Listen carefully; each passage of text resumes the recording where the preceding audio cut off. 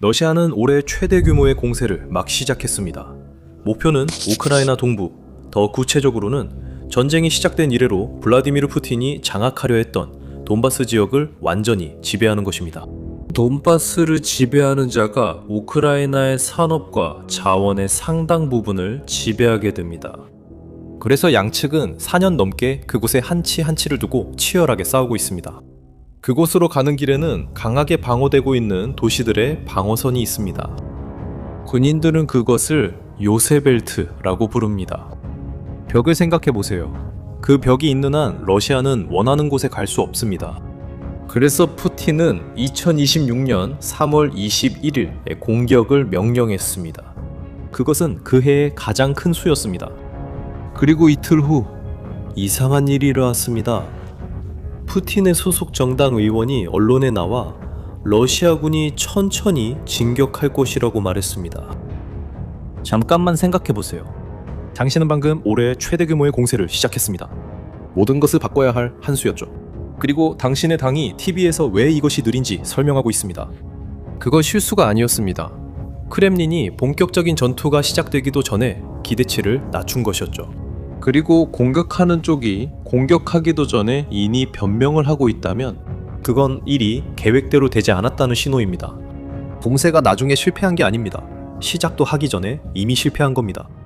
하지만 결국 2026년 러시아의 최대 공세가 이미 무너진 채 전장에 도착하게 된 이유는 무엇이었을까요? 시작도 하기 전에 말이죠. 이 영상 내내 한 가지에 주목해주세요. 러시아가 공격적으로 보이는 행동을 할 때마다 이렇게 자문해보세요. 이게 공격일까요? 아니면 공격으로 위장한 반응일까요? 당신은 그 패턴을 보기 시작할 거예요. 그리고 그 패턴을 보면 더는 모른 척하기 힘들 거예요. 이 이야기를 더 잘 이해하려면 2026년 2월로 돌아가야 합니다. 하지만 뻔한 내용을 되짚으려는 건 아닙니다. 오히려 그 순간에 대해 좀처럼 말해지지 않는 것을 보여주기 위해서입니다. 보시다시피 우크라이나는 남부 지역에서 공격적인 반격을 시작했습니다. 이 전쟁의 대부분의 분석가들은 이것을 영토상 승리로 보았습니다. 결국 그들은 영토를 되찾았고 그건 좋은 일 아니겠습니까? 하지만 그게 핵심은 아니었습니다. 우크라이나의 반격은 단순히 영토를 되찾기 위한 작전만은 아니었습니다. 이것은 러시아가 다른 목적으로 아껴두었던 자원을 파괴하기 위한 작전이었습니다. 이렇게 생각해보세요. 상대가 미래의 전투를 위해 최고의 자원을 아껴두고 있다는 걸 안다면 어떻게 하시겠습니까? 그 자원을 지금 시기보다 일찍 사용하도록 강요하는 상황을 만드는 거죠. 우크라이나가 바로 그렇게 했습니다. 우크라이나가 남부에서 공격적으로 진격함으로써 러시아가 반응할 수밖에 없게 만들었습니다. 그리고 이에 대응하기 위해 러시아는 봄 공세를 위해 특별히 예비로 두었던 부대들을 끌어와야 했습니다. 이것을 구체적으로 보여주는 예가 있습니다. 러시아는 2025년 8월 이후 전투에 등장하지 않았던 군부대를 보유하고 있었습니다. 몇 달 동안 대기 상태로 전선에서 빠져나와 적절한 시기를 기다리고 있었습니다. 2026년 3월 이 부대가 투입되었습니다.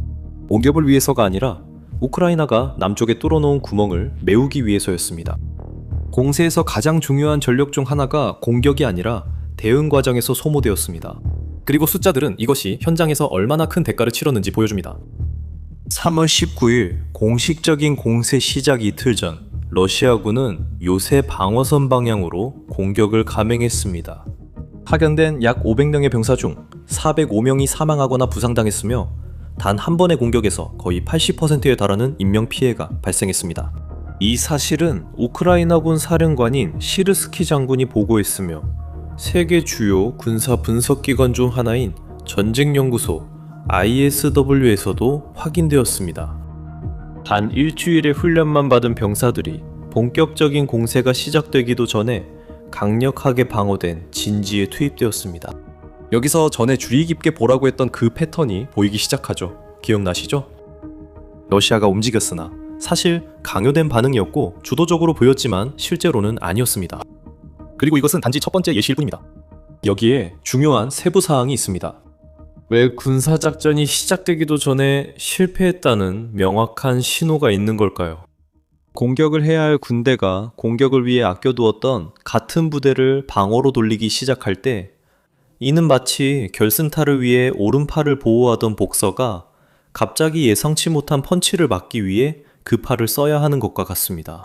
이런 움직임을 볼 때 이미 공세는 좌절된 것입니다.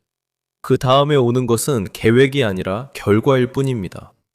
러시아는 2월에 이런 신호를 보냈습니다. 3월 공세가 이를 확인해줬습니다. 하지만 문제가 병력에만 있었다면 러시아는 아직 어떻게든 만회할 수 있었을지도 모릅니다. 하지만 3월 마지막 주에 일어난 일은 훨씬 더 회복하기 어려운 것에 타격을 입혔습니다. 3월 23일부터 27일까지 우크라이나 드론이 발트해에 위치한 러시아의 2개 최대 석유 수출 항구를 연이어 공격했습니다. 이후 그 지역 최대 정유소도 공격했습니다. 이 항구들을 러시아 석유 자금이 세계로 흘러나가는 수도꼭지라고 생각해보세요. 우크라이나가 가서 수도꼭지를 잠갔습니다. 로이터 통신이 시장 데이터를 바탕으로 계산한 결과 이 공격들로 러시아 전체 석유 수출 능력의 약 40%가 줄어들었습니다. 이 기관은 이를 현대 러시아 역사상 가장 심각한 공급 중단이라고 불렀습니다.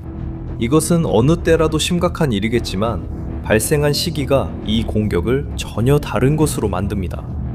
같은 주에 이란 전쟁 때문에 전 세계 석유 가격이 오르고 있었습니다.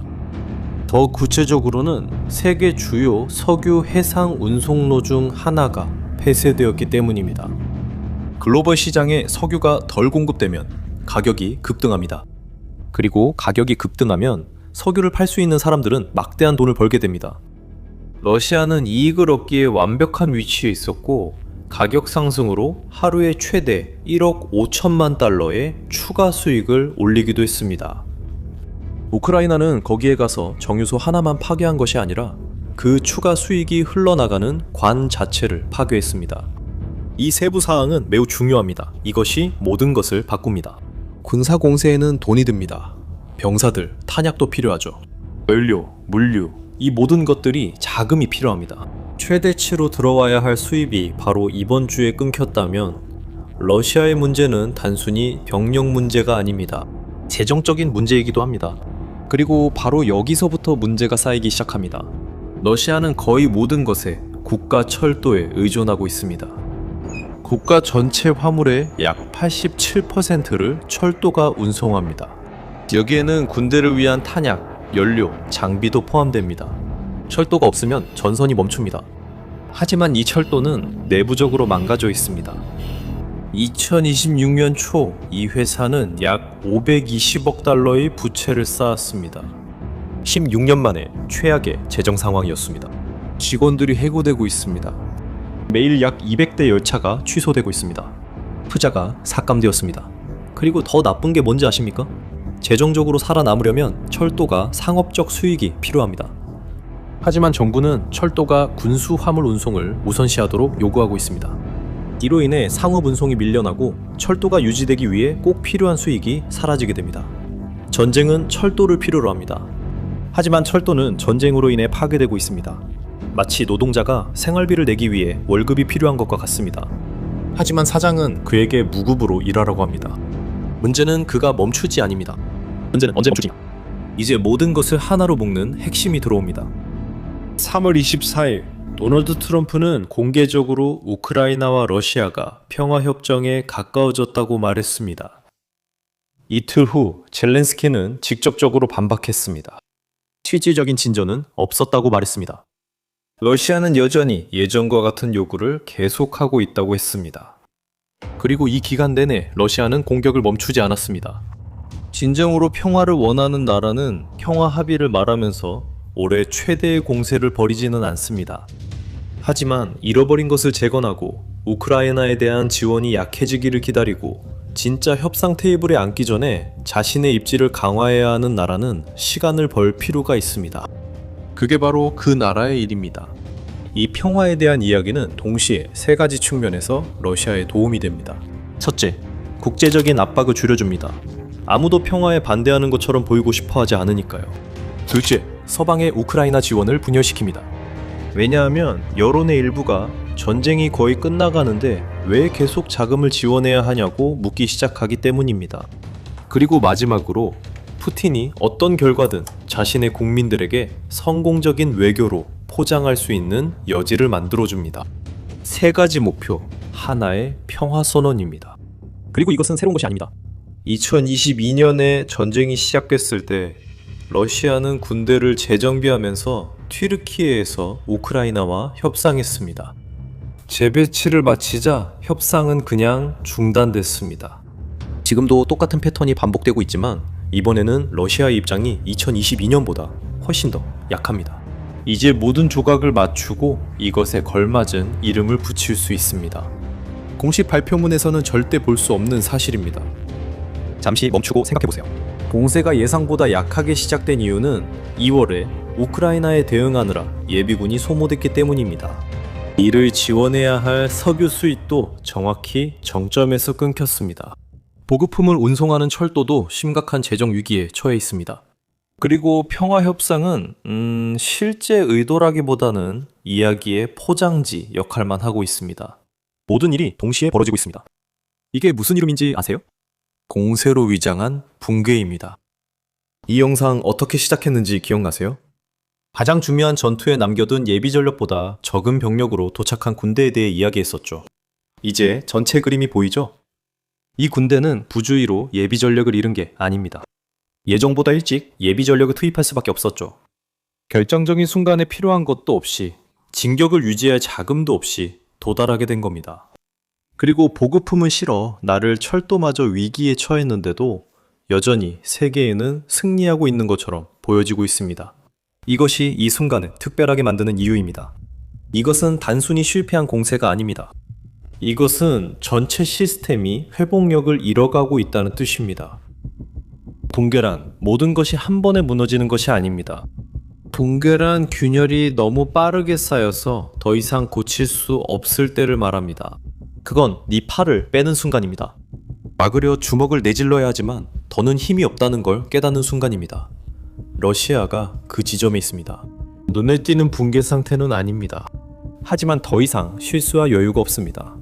가장 분명한 신호는 전장이 아닌 다른 곳에서 옵니다.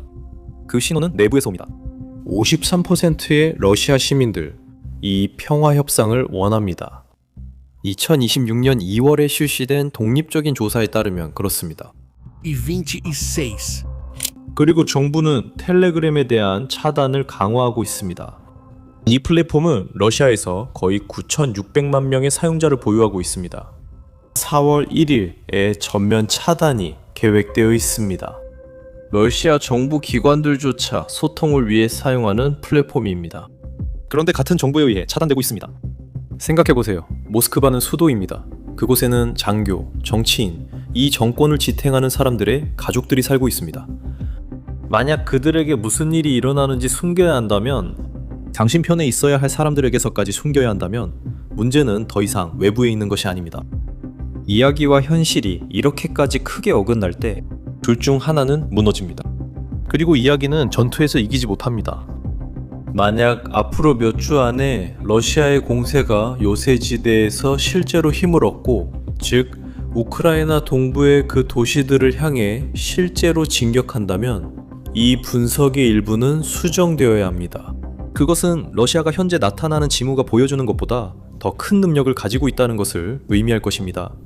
하지만 공세가 계속 분산되고 의미 있는 진전이 없다면, 러시아가 남부에서 계속해서 영토를 잃는다면 그 시나리오가 확인되는 것입니다.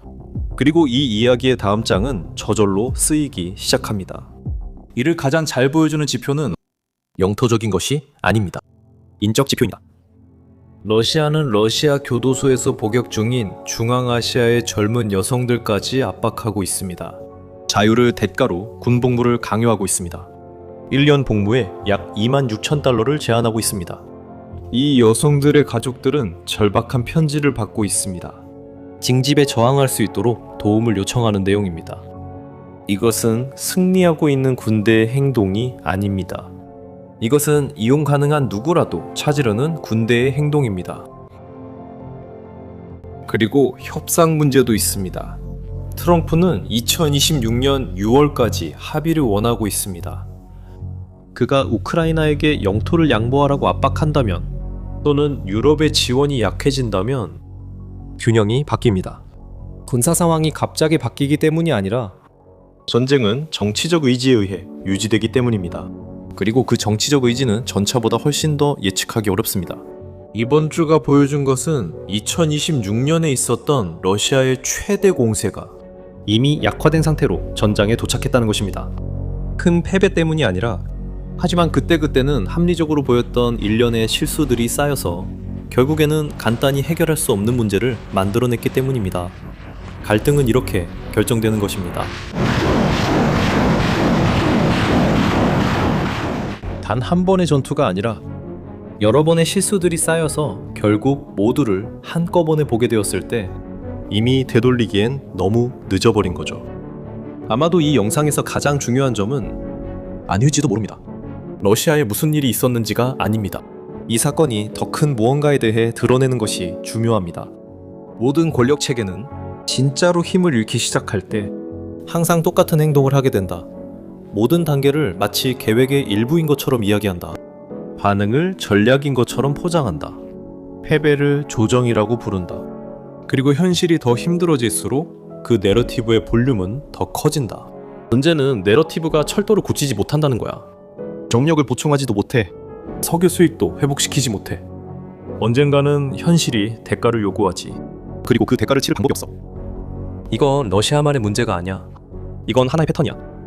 이제 그걸 알게 됐으니 다른 곳에서도 볼 수 있을 거야. 그리고 당신은 어떻게 생각하세요? 러시아가 앞으로 몇 달 안에 이 상황을 뒤집을 수 있다고 보시나요? 아니면 이번 봄 공세가 푸틴의 마지막 큰 승부였다고 생각하시나요? 댓글로 의견을 남겨주세요. 이 영상 내용이 이해되셨다면 이 분쟁을 지켜보는 사람과 공유해주세요. 아직 채널을 구독하지 않았다면 지금 구독하세요. 매주 군더더기 없는 새로운 분석이 올라옵니다. 다음 시간에 또 만나요.